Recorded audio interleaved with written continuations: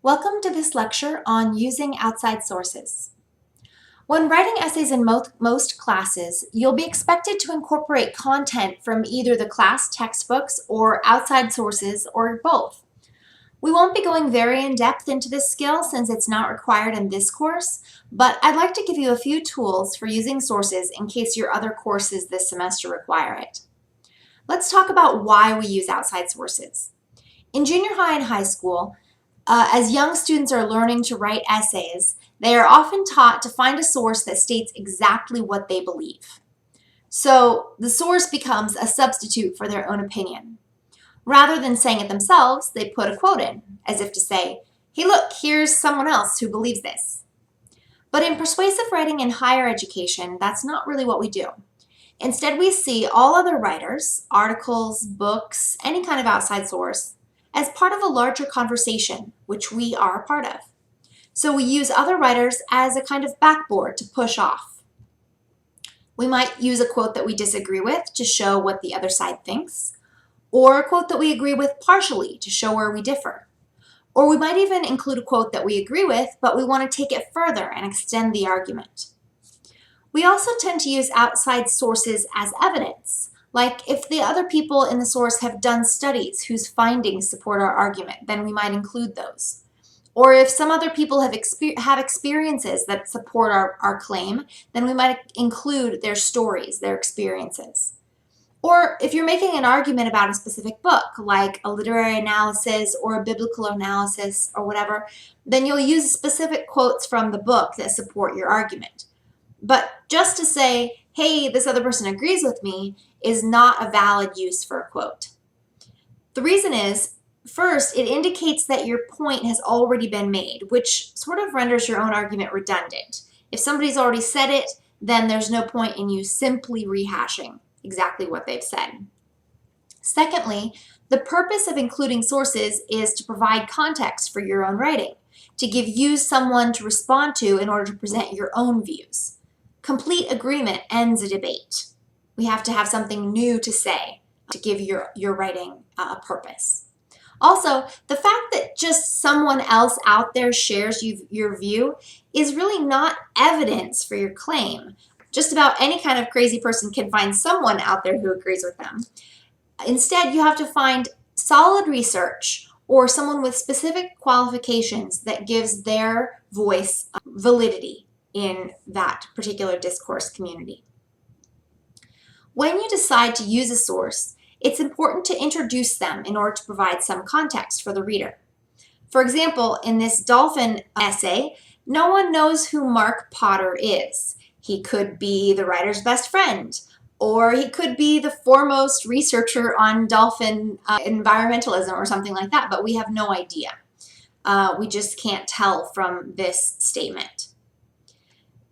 On the other hand, these two examples from the Bedford Handbook do give us some information about who is being quoted or referenced and why they matter.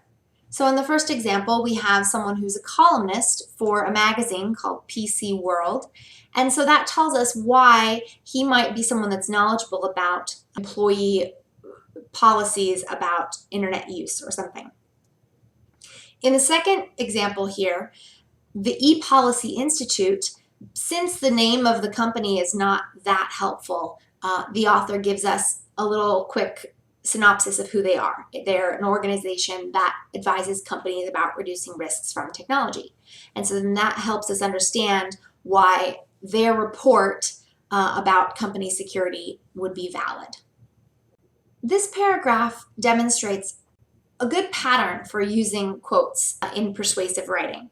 The writer of this paragraph starts with a topic sentence. Some people argue that bilingual education simply isn't effective. We can tell from that topic sentence that the rest of the paragraph is going to go on to talk about the people, on the counter argument side. They claim that it slows students' acquisition of English fluency. This sentence gives us a little bit more context. Why exactly do these people think it isn't effective? Here we have the source being introduced by name, and then a phrase that tells us who this person is. And then the author sets up the quote by giving us some context for the quote that's to come. We know her name, we know who she is, and we know what her position is going to be, that she disagrees with the other side. The writer of this paragraph then gives the quote, cites it according to MLA citation, and then goes on to explain the quote here. Many bilingual classrooms have succeeded, and moving on to the next, or the rest of the paragraph, without decreasing their ability to learn English, and then applies it to their argument. So the last sentence is showing how that quote relates to the student's overall argument. So this pattern, topic sentence, some introduction and context, quote, and explain and apply to your argument. Those 4 steps are a really good pattern for any outside source that you might want to include. A quote, statistics, even a story or experience that isn't your own. You can set it up exactly the same way. Topic sentence, introduce it, use the outside source, and then explain and apply it to your argument. After you've quoted someone, that explanation is really important so that you can, if it's a quote, put it in your own words, tell what it means. I sometimes call, when you just throw in a quote and then move on without explaining it, call it a quote and run, because the reader will be confused if you just throw in a quotation, an outside source, but then don't talk about it at all, just leave it there, letting the reader draw their own conclusions. It's much better if you can spend some time, a couple of sentences at least, discussing that information so that the reader knows what you think about it, whether you agree with it, what it means for your overall argument, and so on. Also, it's very important that you never use a quote as a topic sentence.